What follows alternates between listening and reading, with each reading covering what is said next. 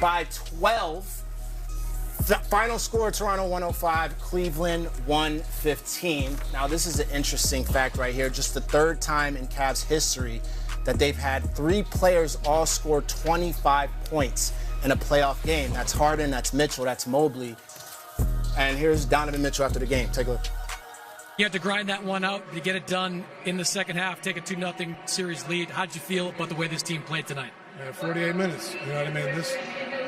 Toronto's a hell of a team, man. They're going to continue to give us fight, give us withstood that run, you know what I mean? Like, that's the biggest thing, is just continue to be mentally strong and, like I said, just execute our sets, and then defensively got stops when we needed to. You sliced into that lead in the fourth quarter, got it down to single digits a couple of times. You had a 5-point run there in the middle of the fourth. What was your mindset coming down the stretch? Just trying to feel the game, right? You know, being off the ball, the top blocking me, just trying to, figure out ways to impact, and then there's a certain point in time where you got to go get it and make a play. Not just necessarily to score. My favorite part of that was when Dean rolled. I hit Dean, he hit Evan, and making plays for others. That was the biggest thing. Kenny Atkinson has called Evan Mobley a ceiling raiser for you guys. 25 points tonight, 11 for 13 from the floor. Pretty efficient there. What kind of lift did he give you? I mean, he's the defensive player of the year. He's all NBA. He's everything we've needed him to be.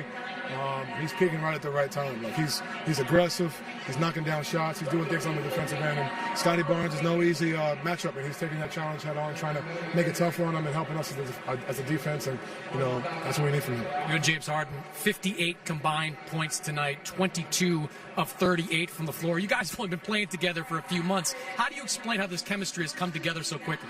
Just continue to make reads. At the end of the day, we're 2 high IQ players.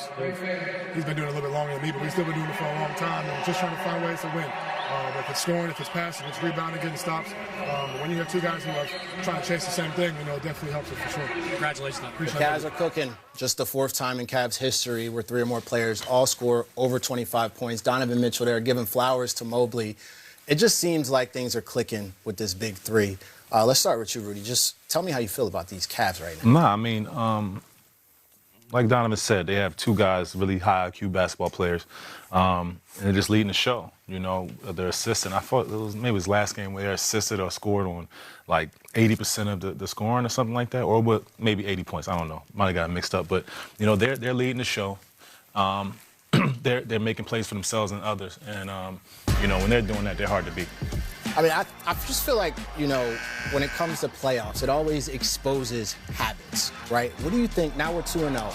What's struggling with this Toronto Raptors team against the Cavs? What do you think they need to change, DeMar? For one, you can't have 22 turnovers on the road.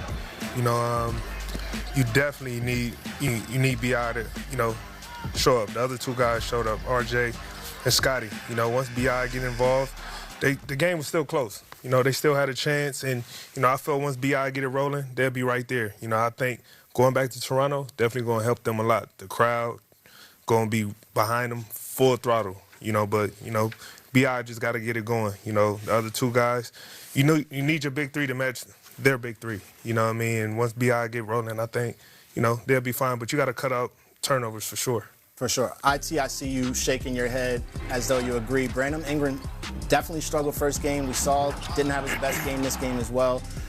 He is a big factor in that team being successful in this series. What do you think?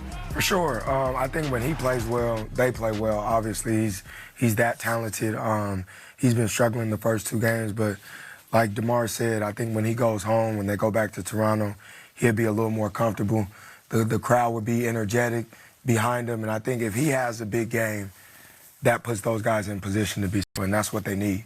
I think more than anything, he's just not being aggressive. He didn't shoot a foul shot at all this game. And when you're struggling, that's the one thing that gets yourself going.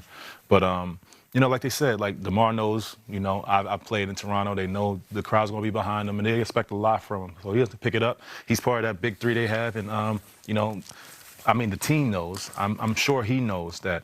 Without him having good games, they have no chance. Right. So you got to give credit to Cavs too. They did what they were supposed to home court. Now it's time for Toronto to go back, do their part. Like I said, I feel like B.I. be a lot better. And once that happens, you'll really see, where the series could go. You know what I mean? But it's all on B.I. for sure. And I got the utmost confidence he'll be fine. For sure. All right, well, let's check in with Kenny Atkins right now. Coach just sat down in the presser. Let's take a listen to Kenny Atkinson.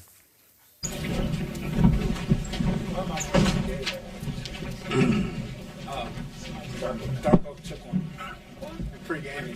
He drank one pre-game. He said it was pretty good. They'll have like taste testing, Diet Coke. Kenny, you said before the game that this was going to be the hardest game that you guys had. What did you think of the way that you guys responded to the way that Toronto punches? Yeah, they threw a lot of punches. They threw the kitchen sink at us. Gave us a lot of different looks. I think they got it down to 6 at 5.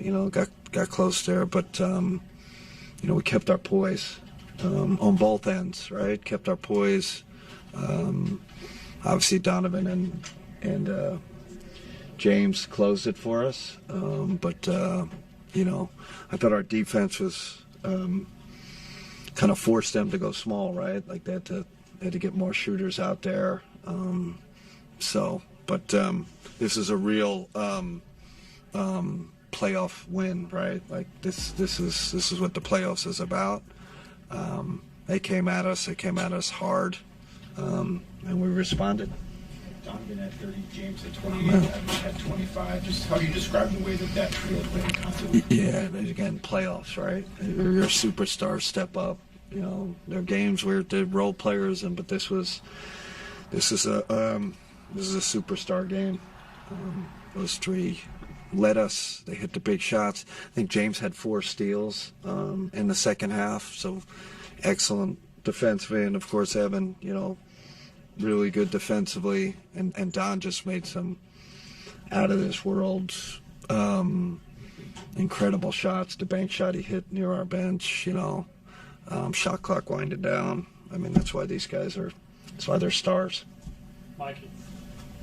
You guys helped Brandon Ingram to just 3 of 15 on the floor. I thought Dean did a really good job. So can you just kind of talk about Dean's impact defensively, stopping a guy like G.I.? Yeah, I mean, it's a luxury to have a stopper, a 6'9" wing that can use as a stopper. You can use him on a point guard. You can use him as a wing.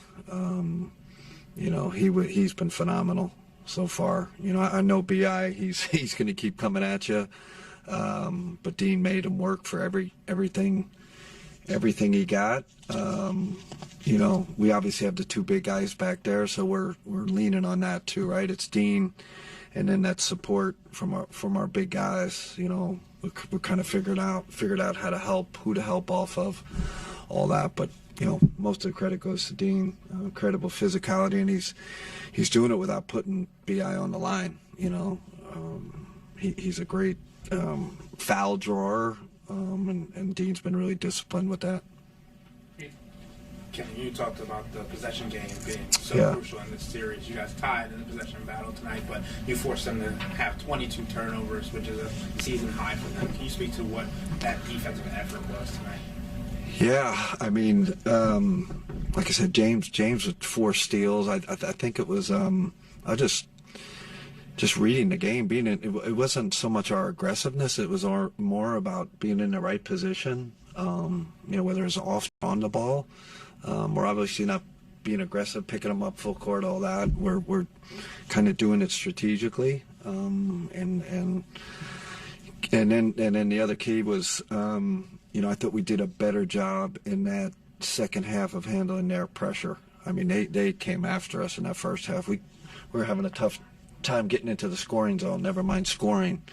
And then we handled their pressure better. I think turned it over less in the second half, I believe. So I thought that was a big key too. You mentioned just Jalen's maturity and his growth. Obviously, in this minutes tonight, there was a little bit of chippiness, a little bit of feistiness. When you see a young player be able to hold himself accountable, but also play with the fire necessary, what do you see from him? Yeah, we need that from JT. It's like, be yourself, like, sure, he's going to get a few fouls here and there, but we need him to be that, to have that edge. We're going to keep trusting him. This is part of the process for a young guy this is his first real involvement in playoffs. So he'll get it. He'll start getting the rhythm. He'll start getting the feel for the series. But I don't want him to back down. I don't start playing really conservatively or being something he's not.